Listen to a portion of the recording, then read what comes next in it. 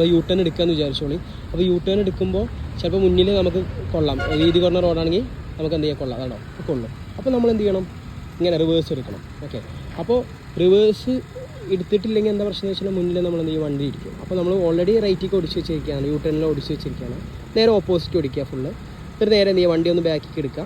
Okay, ബാക്കിലേക്ക് എന്തായാലും കുറച്ച് സ്ഥലം ഉണ്ടാവും, നമ്മൾ ഓൾറെഡി ഒടിഞ്ഞ് വയ്ക്കല്ലേ. അപ്പോൾ വീതി കുറഞ്ഞ റോഡാണെങ്കിൽ കുറച്ച് സ്ഥലം എന്തായാലും ഉണ്ടാവും. അപ്പോൾ കുറച്ചൊന്ന് ബാക്കിലേക്ക് എടുക്കുക. ഓക്കെ, അതിന് ശേഷം വീണ്ടും ചവിട്ടിന് ശേഷം വീണ്ടും എന്ത് ചെയ്യുക, ഫസ്റ്റിക്ക് ഇടുക. നമ്മളെ തിരിച്ച ടയർ സ്റ്റിയറിങ് എന്ത് ചെയ്യുക, ഒന്ന് ലെവലാക്കിയിട്ട് എടുക്കുമ്പോൾ ശ്രദ്ധിക്കേണ്ട കാര്യം ഗിയർ മാറരുത്.